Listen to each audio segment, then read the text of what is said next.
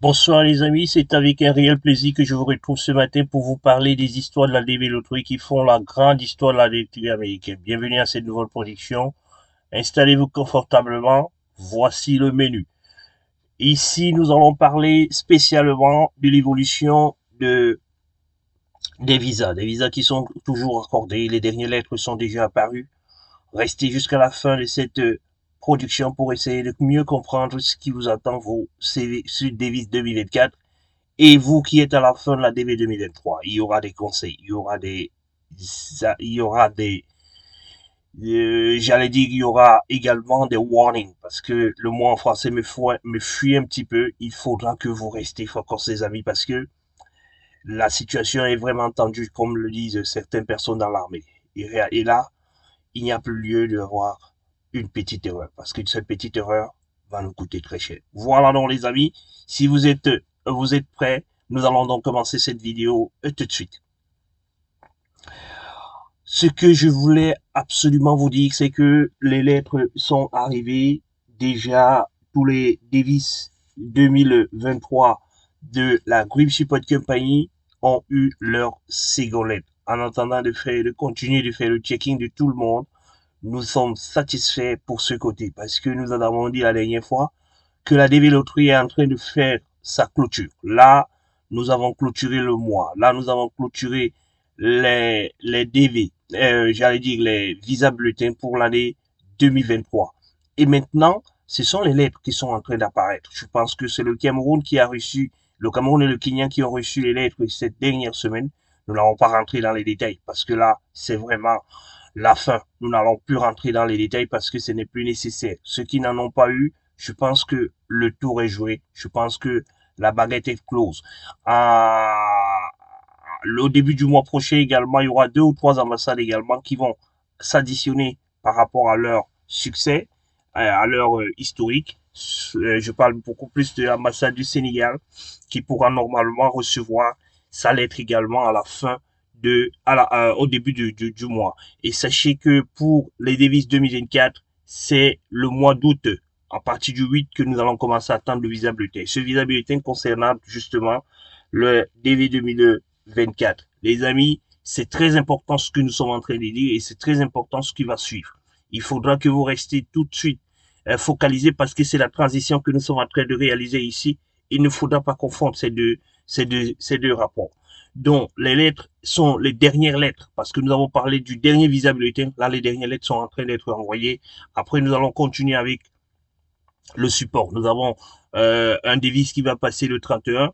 Nous pensons que le 31, c'est demain, justement. Nous pensons que nous devons l'accompagner pour que nous puissions encore et encore additionner des visas. Ensuite, nous aurons le mois d'août, qui est également un mois plurifique dans la Dream Support Company, où nous allons normalement avoir plusieurs demandeurs de visas qui vont également participer, qui vont passer également dans les différentes ambassades pour pouvoir essayer de récupérer leur visa. Les amis, il ne faut pas vous amuser, il ne faut rien oublier parce que un simple petit mouvement d'oubli, une simple petite erreur peut directement vous envoyer en PA. Nous avons des devises qui sont passées en PA parce que le système ne fonctionnait pas entre N'Djamena et le Cameroun. Le Cameroun, c'est le lieu où les Tchadiens passent leur interview et depuis ce jour, ils sont restés en procédure administrative.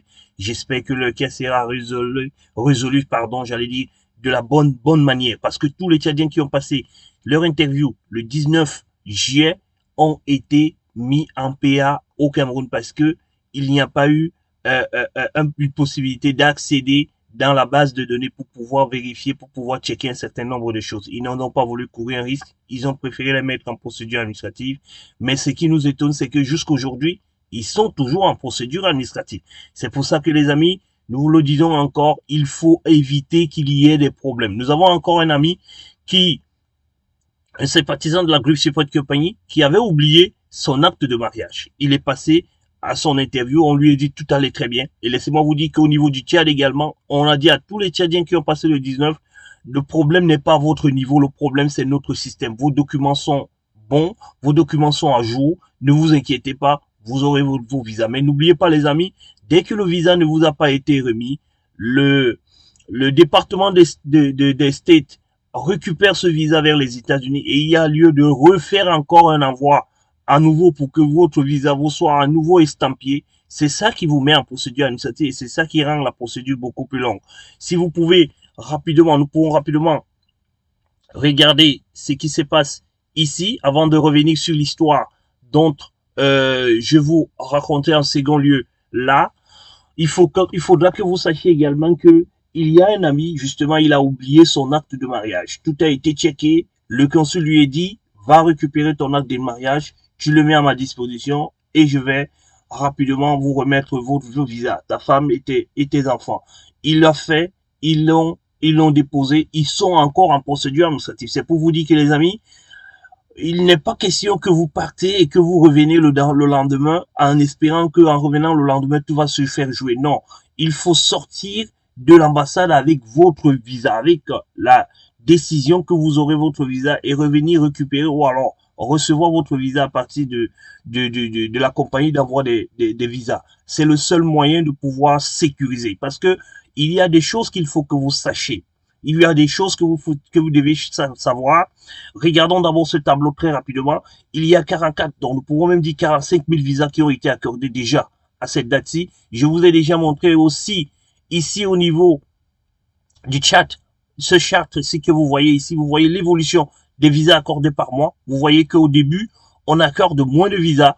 Après, ça commence à aller à ce niveau, on commence, et là, on commence à rebaisser parce que les 2 mois qui vont suivre, c'est-à-dire que le mois d'août et le mois de septembre, vous allez voir que la courbe, elle va complètement se retrouver vers le bas parce qu'il reste 15 000 visas accordés ici.